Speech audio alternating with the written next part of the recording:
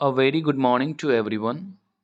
आज हम लोग जिस एडिटोरियल के बारे में चर्चा करने वाले हैं वो एक बहुत ही इम्पॉर्टेंट टॉपिक के ऊपर आधारित है, जो कि रिलेटेड है सेंसस से। सेंसस का मतलब होता है जनगणना, और जनता की गणना यानी जन मतलब लोगों की गणना, ये जनगणना। और सेंसस से रिलेटेड टॉपिक है, और ये जो टॉपिक है चाहे वो किसी भी तरह का एग्ज़ाम क्यों ना हो, इससे रिलेटेड आंकड़े आपके एग्ज़ाम में पूछे जाते हैं। जैसे भारत की जनसंख्या कितनी है, जनसंख्या के हिसाब से भारत का पोजीशन क्या है, वगैरह वगैरह कई सवाल पूछे जाते हैं एग्ज़ाम में। तो सबसे पहले तो आपको इसके बारे में बेसिक इन्फॉर्मेशन होना चाहिए आपके पास। Then after we shall go through this editorial. तो पहली बात, अगर जनसंख्या की यानी जनगणना की शुरुआत की बात करें, तो जनगणना की शुरुआत जो सबसे पहले हुई थी वो ब्रिटिश काल में हुई थी। 1872 में इसकी शुरुआत हुई थी, और इसके शुरुआत करने वाले जो थे उस समय के वायसराय कह लो, उनका नाम था लॉर्ड मेयो। ये भी सवाल कई एग्ज़ाम में पूछे जाते हैं। लॉर्ड मेयो के कार्यकाल में सबसे पहले इसकी शुरुआत हुई थी 1872 में। लेकिन दशकीय यानी डिसेनियल की बात करें, प्रत्येक 10 साल के बाद जो जनसंख्या के काउंट जो होती है उसकी शुरुआत 1881 से हुई है। यानी 1881 से इसकी शुरुआत, प्रत्येक 10 साल के बाद जनसंख्या को काउंट करने का ये हुआ। तो 10 वर्षीय अंतराल वाली जनसंख्या की शुरुआत 1881 से माना जाता है। और एक इतिहास में ऐसा भी आता है, ये सवाल आ सकता है कि 1911 से लेकर के जो 1921 वाली जो जनसंख्या की काउंटिंग हुई, तो उसमें क्या था कि हर बार जनसंख्या बढ़ती थी, लेकिन इस समय 1911 से 21 की जो जनसंख्या थी उसमें जनसंख्या घटी थी। यानी इस दौरान जो आया था हमारे पास फिगर, उसमें जनसंख्या घटी थी। तो 2021 का जो आंकड़ा था उसमें जनसंख्या घट गई थी। ये भी एक सवाल हो सकता है। तो आपने देखा कि जनसंख्या यानी सेंसस की जो शुरुआत थी 1872 में हुई थी, 81 से 10 किए चल रहा है, और आखिरी जो जनसंख्या का जो काउंट हुआ था वो हुआ था 2011 में, और यही आंकड़ा अभी हम लोग फॉलो करते हैं। अब 2011 के बाद अभी 10 साल से भी ऊपर हो गया। हम लोग 2021 में जनसंख्या से रिलेटेड जो भी जानकारी थी हम लोग ये करते, सेंसस करवाते, लेकिन ये नहीं हो पाया। क्यों नहीं हो पाया? क्योंकि आपको पता है कि पेंडेमिक की वजह से इसको बार बार पोस्टपोन करना पड़ा। और ये जनसंख्या का जो आंकड़ा है 2011 के अनुसार है, और अभी भी हम लोग एग्जैक्ट फिगर हमारा क्या है, क्या जनसंख्या है, क्या है, कितने लोग एम्प्लॉयड हैं, कितने कितने कास्ट के लोग हैं, ये सब जानकारी आपके इकोनॉमिक किसी प्रकार की जो जानकारी हमारे पास नहीं है। तो जो भी, अब जनसंख्या का महत्व क्या होता है, क्यों हम लोग काउंट करवाते हैं? तो पहली बात तो आपको एग्जैक्ट फिगर पता चलता है कि हमारे देश में कितने लोग रह रहे हैं, कितने लोग देश में हैं, कितने लोग माइग्रेट कर गए हैं, कितने लोग की मौत हुई, क्या हुई, ये जानकारी हासिल होती है। सरकार जो भी योजनाएं लाती है उसके अनुरूप लाती है। जितना जनसंख्या है उसके हिसाब से कोई प्रपोजल लाना हो, क्या करना है, किस जाति धर्म विशेष को क्या पैकेज देना है, जो भी सरकारी योजनाएं बनती हैं उस हिसाब से बनती है, डेमोग्राफी के अनुसार से ही बनती है। अब भारत सरकार के लिए टफ होगा जब इसके पास आंकड़ा नहीं है, क्योंकि आंकड़ा बहुत पुराना हो चुका है, 10 साल से भी पुराना आंकड़ा है। और उस आंकड़े के अनुसार हमारी जनसंख्या 121 करोड़ थी, लेकिन अब जो जनसंख्या है दिन पे दिन बढ़ती जा रही है। ऐसा अनुमान है कि 140 करोड़ के आसपास हमारी जनसंख्या पहुंच गई है, लेकिन हमारे पास एग्जैक्ट फिगर नहीं है। तो अब हम लोग बात करने वाले कि जनसंख्या का काउंट जो हो, यानी लोगों का जो गिनती हो, जितना जल्दी हो सके वो करें। तो आप ये भी जानते हो कि अगर जनसंख्या की बात करें तो भारत का जनसंख्या के हिसाब से कितना पोजीशन है, सेकंड है। और और अभी फर्स्ट पे है चाइना। अगर जनसंख्या का ये हो जाता है यानी सेंसस करवाया जाता है, तो मुझे उम्मीद है कि अब भारत जो होगा जनसंख्या के मामले में पहला हो जाएगा। वहीं हम लोग जो बिहार में रहते हैं, बिहार के बारे में भी थोड़ा सा आपको जान लेना चाहिए कि बिहार की भी जो कुल जनसंख्या 2011 के अनुसार, बिहार की अगर 2011 के अनुसार जनसंख्या की बात करें, तो आप देख सकते हैं 10 है, 40 है, 99 है, इसको मोबाइल नंबर की तरह याद कर लेना, 452 है। यानी अगर आप देखें इकाई, दहाई, सैकड़ा, हज़ार, 10,000, लाख, 10 लाख, करोड़, 10 करोड़, 10 करोड़ यानी करीब 11 करोड़, 10 करोड़ 40 लाख 99,452 हमारी जनसंख्या है। ये 10 है, याद रखना है, 16 मत पढ़ लेना। तो करीब 11 करोड़ जनसंख्या है। अब जो है 15 करोड़ के आसपास पहुंच गया होगा और या उससे ज़्यादा पहुंच गया होगा। तो ये है। बिहार की अगर बात करें तो भारत की जितनी भी जनसंख्या है उसका 8.6 जो है % बिहार में रहता है। यानी टोटल भारत की जनसंख्या का 8.6% बिहार में रहता है। और भारत जनसंख्या के मामले में अगर देखें तो भारत नहीं, बिहार। तो बिहार जो है तीसरा सबसे बड़ा राज्य है। जो सबसे बड़ा राज्य है राजस्थान है।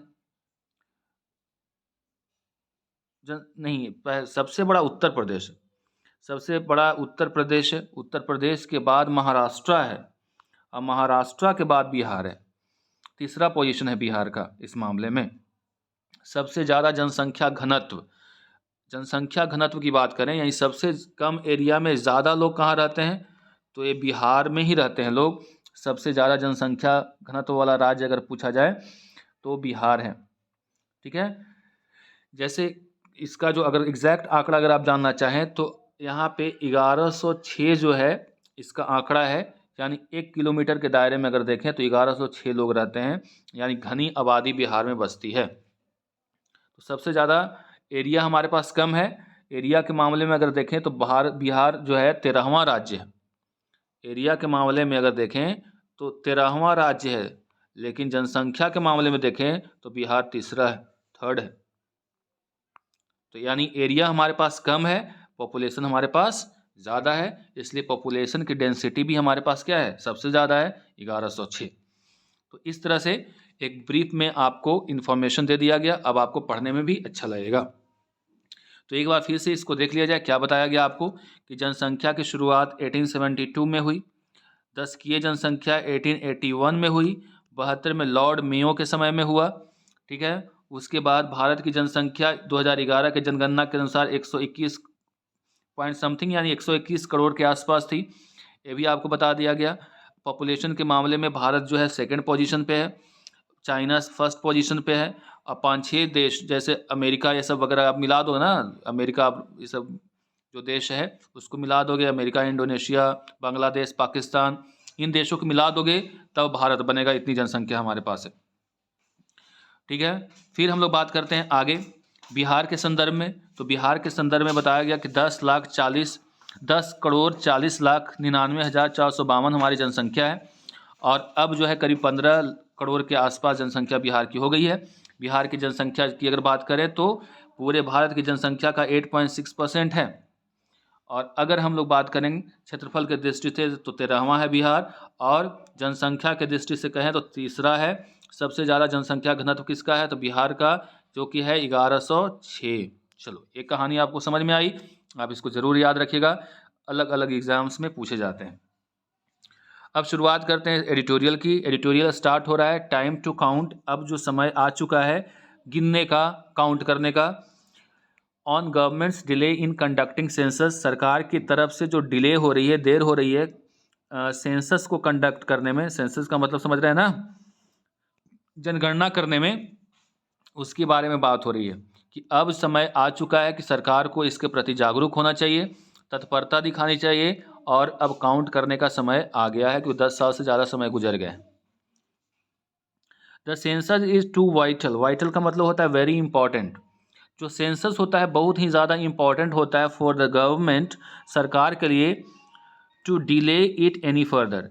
यानी ये इतना इम्पॉर्टेंट है सरकार के लिए कि इसमें देरी नहीं की जानी चाहिए, देरी नहीं होनी चाहिए सरकार की तरफ से।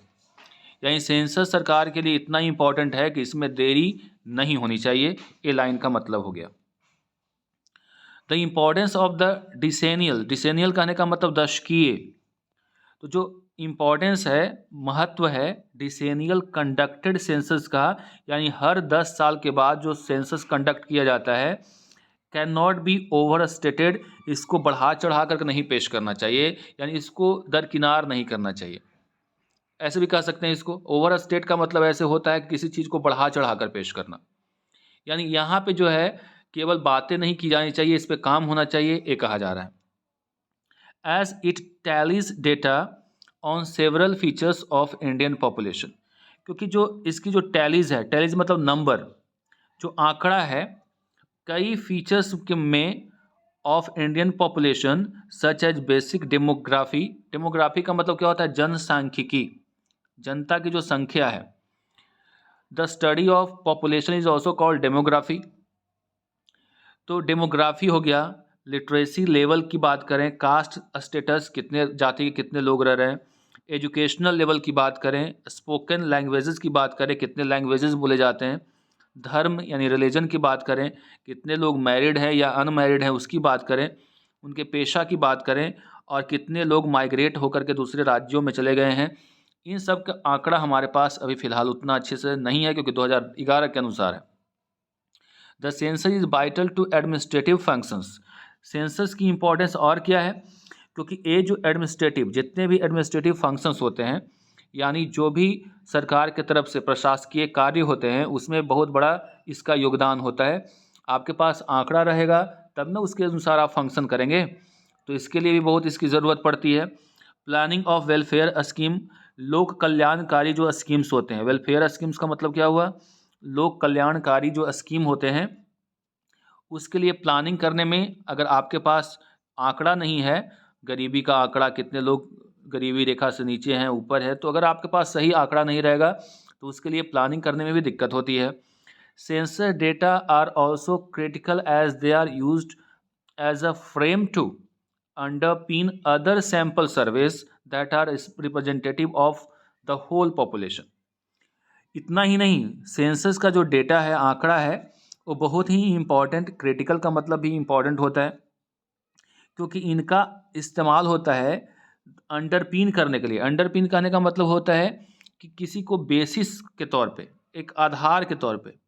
बेसिस का मतलब क्या हो? अंडरपिन का मतलब बेसिस, यानी कई ऐसे सर्वेज हैं उसके एक आधार के तौर पे इसका इस्तेमाल किया जाता है। That are representative of the whole population, जो पूरे पॉपुलेशन को रिप्रेजेंट करते हैं। तो अगर पूछा जाए कि सेंसस की ज़रूरत क्यों पड़ती है, तो सबसे पहले आपके पास एग्जैक्ट आंकड़ा आता है कि कितना लिटरेसी लेवल है हमारे देश का, कास्ट का क्या स्टेटस है, एजुकेशनल लेवल्स क्या हैं, स्पोकन लैंग्वेजेस कौन कौन से लैंग्वेजेस बोले जाते हैं, जाति, धर्म, मैरिटल स्टेटस वगैरह के बारे में भी आपको जानने को मिलता है। कितने लोग माइग्रेट हो गए, उनके अलावे आप देखेंगे कि एडमिनिस्ट्रेशन का जो फंक्शन है, एडमिनिस्ट्रेटिव फंक्शंस को भी प्लानिंग करने में, वेलफेयर स्कीम्स बनाने में इसकी ज़रूरत पड़ती है। और भी कई आंकड़े जो हैं तैयार करने में सेंसस का इस्तेमाल किया जाता है। ये इसकी इम्पोर्टेंस है। The national census is utilize by international agency to project the world's population. और किसी भी देश के सेंसस को इस्तेमाल इंटरनेशनल एजेंसीज जो हैं, यानी अंतर्राष्ट्रीय जो एजेंसियां हैं, वो भी इसका इस्तेमाल करती है वर्ल्ड के पॉपुलेशन को प्रोजेक्ट करने में या बतलाने में। एज वेल मतलब साथ ही साथ इसका इस्तेमाल इस रूप में भी होता है, यानी वर्ल्ड का पॉपुलेशन भी पता चलता है जब अलग अलग देश के लोग बताएंगे कि हमारे यहाँ इतना पॉपुलेशन है। India has conducted the census every 10 years since 1881। Bharat जो है हर एक दशकीय जो सेंसस है उसकी वो करता आया है। कब से? 1881 से। अभी जैसे आपको 1881 से इसकी शुरुआत हुई थी दशकीय जनसंख्या का, हर एक 10 साल के बाद करीब 15 बार अभी ऐसी हो चुकी है। और लास्ट जो जनसंख्या हुआ था 1 मई 2010 से इसकी शुरुआत हुई थी, और 1 मई 2010 से शुरुआत 11 में आंकड़ा आया था 2011 में, उसके बाद से नहीं हुई है। और जहाँ तक मुझे जानकारी है 15वीं बार अभी तक ये हो चुकी है हमारे देश में। Only 2021 a pandemic affected year. अभी तक हर एक 10 साल के बाद जनगणना हुई है। 1881 से शुरुआत होकर के 2011 तक हुई है, लेकिन 2021 में ये नहीं हो पाई। रीज़न क्या है? क्योंकि ये पैंडेमिक से अफेक्टेड ईयर था। वाज एन एक्सेप्शन, ये एक अपवाद है। As the exercise was postpone, क्योंकि एक्सरसाइज जो था वो नहीं किया गया, यानी इस पर काम नहीं हुआ, पोस्टपोन कर दिया गया था, टाल दिया गया था। With the deadline of freezing of boundaries further extended to June 30, 2023। यानी जो डेडलाइन था डेडलाइन का मतलब एक समय दिया निर्धारित किया गया था, उसको फ्रीज़ कर दिया गया था। फ्रीज़ मतलब उस पे रोक लगा दिया गया था और ये बढ़ा करके कब तक कर दिया गया था? जून 30, 2023 तक, यानी इसके बाद ही इसकी शुरुआत होगी। The census can effectively be conducted only some months after the event. Census जो है, इवेंट जो भी जनगणना का कार्य है, उससे पहले कुछ और भी आंकड़े इकट्ठे करने होते हैं। कुछ महीने पहले से इसकी शुरुआत हो जानी चाहिए। सेंसस इन्यूमरेशन, इन्यूमरेशन का मतलब होता है आंकड़ों का संग्रहण, यानी कितने लोग आपके यहाँ हैं, कितने क्या हैं, कितने पढ़े हैं, कितने लिखे हैं, कितने लोग बाहर रहते हैं, कितने घर में रहते हैं, कितने लोगों का जॉब है या नहीं है, ये सारे जो आंकड़े हैं वो इन्यूमरेशन के अंतर्गत आएगा। तो सेंसस का जो आंकड़ा का जो संधारण होता है, यानी उसको लिखना होता है, उससे पहले क्या होता है, हाउस की लिस्टिंग होती है कि इस पर्टिकुलर एरिया में कितने घर हैं। तो पहला काम होता है हाउस की लिस्टिंग करना। Most states were in line to begin this early in 2020, और कई ऐसे राज्य थे इसकी शुरुआत ऑलरेडी करने वाले थे 2020 में ही।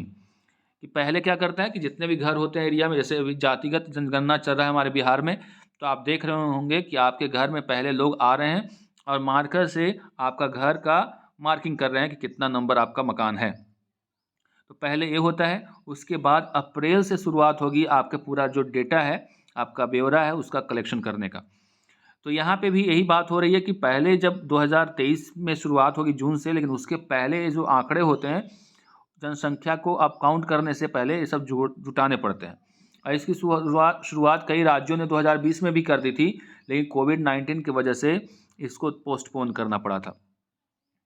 But the repeated postponement and consequently the under due delay in the census commencement will severely affect the availability of vital information on population numbers at district and other lower level। कह रहा है कि जो लगातार postponement हो रहा है, बार बार इसको टाला जा रहा है, इसके परिणाम स्वरूप, कंसिक्वेंटली का मतलब परिणाम स्वरूप, जो अंडर ड्यू डिले है, वो जो डिले है वो चलता रहेगा।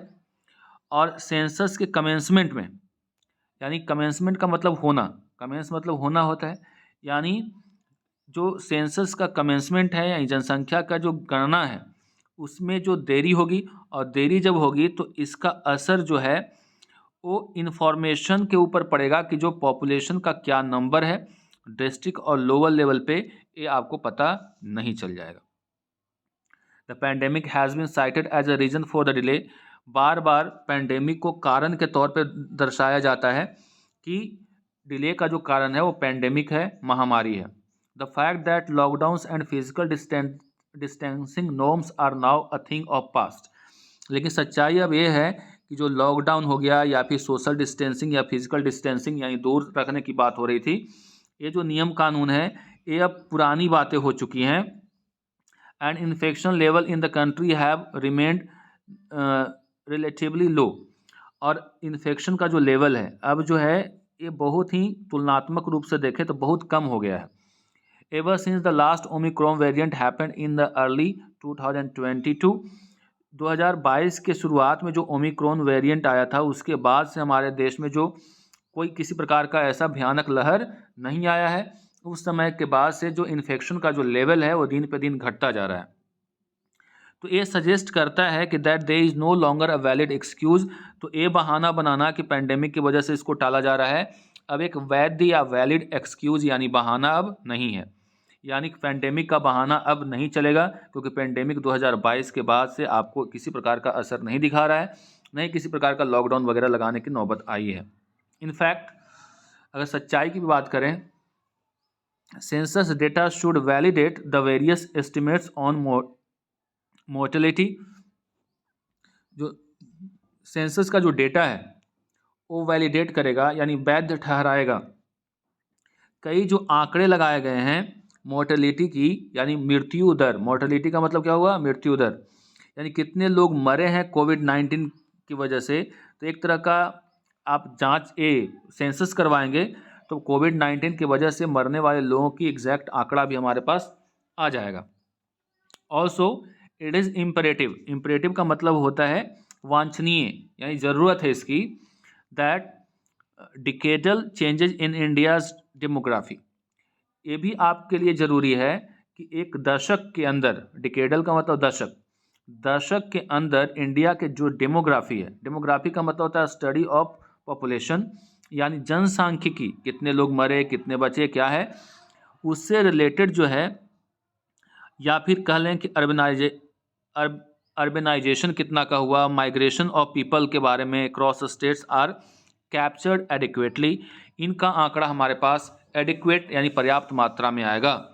यानी ये भी ज़रूरी है कि 10 साल में क्या बदलाव आए हैं, दशकीय बदलाव के बारे में पता चलेगा, कितने लोग मरे, कितने बचे, कितना अर्बनाइजेशन हुआ यानी शहरीकरण कितने का हुआ, कितने लोग माइग्रेट करके दूसरे राज्यों में हैं, ये सारी जानकारी आपको एडिक्वेटली मिलेगा। वेलफेयर स्कीम्स की बात करें, यानी लोक कल्याणकारी जो योजनाएं हैं, such as targeted public distribution system under national food security act depend on the population estimates, जो हर बार आप देख रहे होंगे कि जब से पेंडेमिक आया है तो फ्री में अनाज जो दिया जा रहा है, तो नेशनल फूड सिक्योरिटी एक्ट वगैरह जो भी है पॉपुलेशन के ऊपर ही डिपेंड करता है ना, उसके एस्टिमेट्स आंकड़े जो होते हैं, पॉपुलेशन का पता रहेगा तब ना कि कितने लोगों को गरीब हैं, कितने लोगों को क्या ज़रूरत है। And the government continues to rely on the census 2011, और सरकार जो है किसके भरोसे बैठी हुई है, 2011 के सेंसस के भरोसे बैठी हुई है। तो जनगणना 2011 की जनगणना के अनुसार अगर सब काम कर रहे हैं आप, तो आपके पास एग्जैक्ट फिगर तो है नहीं, which is now clearly outdated, जो कि अब बिल्कुल ही आउटडेटेड हो चुका है, बेकार हो चुका है। इंटर स्टेट डिस्पैरिटीज़, अलग अलग देशों के बीच में जो डिस्पैरिटीज़ हैं, डिफरेंसेस हैं, डिस्पैरिटीज़ का मतलब डिफरेंसेस हैं इन पॉपुलेशन ग्रोथ, पॉपुलेशन के वृद्धि के मामले में, कोई जो राज्य है बहुत तेज़ी से उसमें पॉपुलेशन की वृद्धि हो रही है, कई राज्य इसको कंट्रोल करके रखे हैं, तो ये सब जो रेट्स हैं कुड ऑल्सो इम्पीन्स का मतलब होता है डिपेंड, इम्पीन्स मतलब डिपेंड, किसके ऊपर डिपेंड करता है, डिबेट्स यानी जो तर्क है, on the prospective delimitation of electoral boundaries, जो कि प्रोस्पेक्टिव का मतलब होता है संभावित, डिलिमिटेशन का मतलब होता है किसी भी पार्टिकुलर एरिया को फिर से क्या करना, लिमिट बनाना उसका। यानी कहने का मतलब आप ऐसे समझिए कि पहले आपको पता है कि हमारे देश में जो लोकसभा का क्षेत्र होता है, विधानसभा का क्षेत्र होता है, वो किस पे डिपेंड करता है, वहाँ के पॉपुलेशन के ऊपर। ज़्यादा पॉपुलेशन होता है तो उसको बांट करके अलग अलग विधानसभा लोकसभा बनाया जाता है। और ये भी आपको पता होगा कि 2026 तक इसमें किसी प्रकार का बदलाव नहीं संभव है, 2026 तक जैसे लोकसभा है, राज्यसभा है, लोकसभा और विधानसभा का क्षेत्र है, वो वैसा ही रहेगा। तो यहाँ पे कहा गया है कि अगर आपको सही आंकड़ा मिलता है तो डिलिमिटेशन यानी फिर से जो है आपको एक लिमिट बनाने का, कि ये क्षेत्र में बांटने का, आपको ये पॉपुलेशन के एग्जैक्ट फिगर से ही आपको मिल सकता है। तो प्रोस्पेक्टिव डिलिमिटेशन, जो संभावित डिलिमिटेशन है 2026 में आप करेंगे ना, उसको बांटेंगे अलग अलग और भी क्षेत्र बनाएंगे, विधानसभा क्षेत्र बढ़ेगी, लोकसभा क्षेत्र बढ़ेगी, जनसंख्या अगर बढ़ेगी तो उसके लिए भी आपको ज़रूरी है कि आपके पास ये हो। तो इलेक्टोरल जो बाउंड्रीज है, यानी आपको चुनाव से संबंधित बाउंड्रीज बनाना, वही लोकसभा विधानसभा। तो एपोर्शनिंग ऑफ सीट्स अक्रॉस स्टेट्स, एपोर्शनिंग मतलब होता है ऐड करना, ऐड करना, सीट को और बढ़ाएंगे, कि जैसे कि अभी मान लो कि हमारे देश में अगर बात करें लोकसभा में 545 या कुछ है, 550 के आसपास सीट हैं मान लो, तो मान लीजिए कि जनसंख्या बढ़ेगी तो रिप्रेजेंटेटिव तो बढ़ेंगे, उस प्रकार राज्यसभा में 245 फिलहाल हैं, तो जब जनसंख्या बढ़ेगी तो इसका भी पार्टिसिपेशन बढ़ेगा। हमारे यहाँ अभी मान लो कि 40 लोकसभा सीट्स हैं, तो अगर जनसंख्या बढ़ेगी तो इसको भी बढ़ाना पड़ेगा, है ना। मान लो कि अभी जिला 38 है, तो अगर आप जनसंख्या बढ़े तो जिला भी बढ़ाना पड़ेगा। तो ये सारी चीज़ों को ध्यान में रखा जाता है जब आपके पास सेंसस रहेगा तो ना। Considering these are other imperatives of for the smooth planning and implementation of administrative welfare and statical management of governance. तो जो अगर ध्यान में रखा जाए तो ये बहुत ही ज़रूरी है कि आपको सही से प्लानिंग करनी है, उसको लागू करना है, एडमिनिस्ट्रेटिव हो या फिर वेलफेयर यानी कल्याणकारी, जो भी स्टैटिकल मैनेजमेंट है यानी आंकड़ा से संबंधित मैनेजमेंट है गवर्नेंस की, तो उस सब में आपको पॉपुलेशन काफ़ी मदद करता है जब आपके पास आंकड़ा रहता है। The union government must show alacrity, alacrity का मतलब होता है तत्परता, तत्परता यानी प्रॉम्प्टनेस।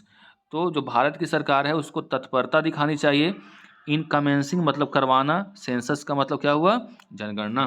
तो जनगणना कराने में भारत की सरकार को तत्परता दिखानी चाहिए। इस तरह से आज आपके इस एडिटोरियल के माध्यम से सेंसस के बारे में आपको समझाया गया। मिलते हैं अगले एडिटोरियल में। Till then goodbye and take care.